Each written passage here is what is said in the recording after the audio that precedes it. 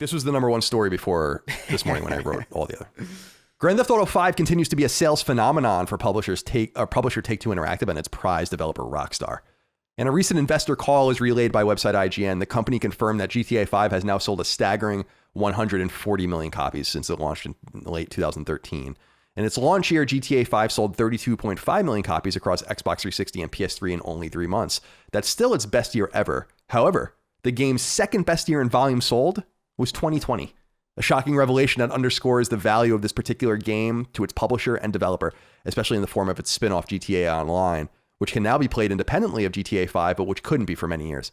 At 140 million sold, GTA 5 is the second best-selling game ever made, and has sold 3 times more copies than Pokemon Red, Blue, and Yellow combined.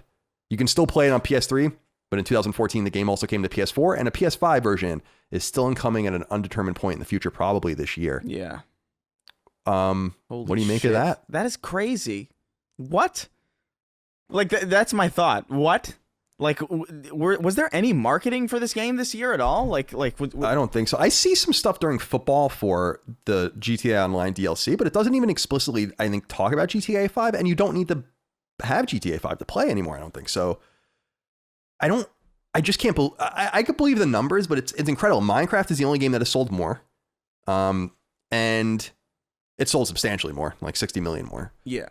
But this, it's pretty incredible. I mean, this thing is just minting money. We're going to talk a little bit later because they talked about some of their other sales figures and they're impressive, but Jesus fuck. 140 million copies.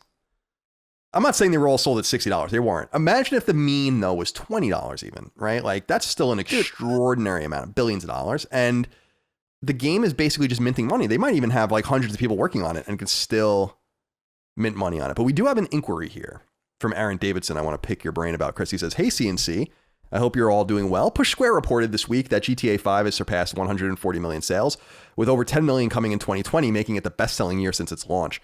As relayed by Forbes, this pushed GTA 5 up there with the likes of Minecraft at 200 million, Tetris at 100 million. It's worth noting that that's just EA's Tetris. It's not all Tetris. Tetris would otherwise be the best-selling game of all time. Yeah, probably. And Wii Sports, 83 million, which shipped with every Wii console. With PS5 support for GTA 5 coming in the near future, what does this mean for GTA 6? With Rockstar having no real reason to stop milking the cash cow, what are the chances we do not see this game until the mid-2020s? I'm still of the mind you may not ever see this game. Although it seems that they are making it, from what we understand from some compelling rumors. But what do you think this means, Chris? Because we're talking about a game now in 2 years. Will have been out for 10 years. So it's getting long in the tooth. I mean, this game came out before PS4 came out, to put it in context. What do you think about GTA 6 and the prospects of us getting that and when we might? I don't know. I feel like I don't know what their reason would be or what their incentive would be. Like we know that Rockstar lost pretty key talent as far as like the writing team for Grand Theft Auto. Like I think that happened last year. I'm pretty sure. Yeah, after Red Dead 2 came out, they lost some people. Yeah, so like even if you did get a new GTA, like I wonder if it would even be GTA really.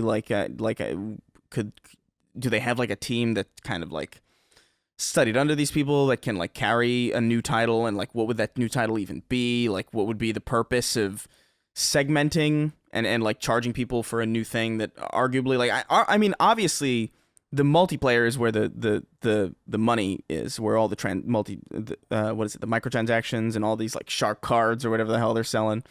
That's definitely making the bulk of their money, but the fact that like the game itself sold like 140 million is wild in and of itself. And I don't know if they have much of a reason to slow that down.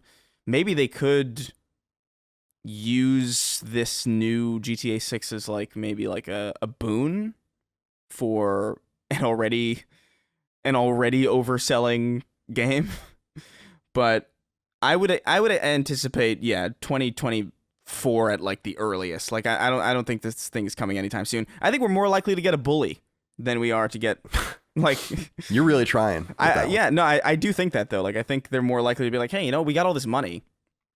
Why not just make something simple that doesn't have like the expectations that Grand Theft Auto has, but can also be like exciting for a lot of people? Because Bully's not like this beloved or not necessarily not beloved, but like Bully isn't this like high tier, like high production value. It's not Red Dead 2, you know? Like this isn't like a game that anybody's expecting Red Dead 2 from. I don't want to see like, I don't want to play a game about like a really sympathetic tortured bully, you know? Like nobody wants that out of Bully.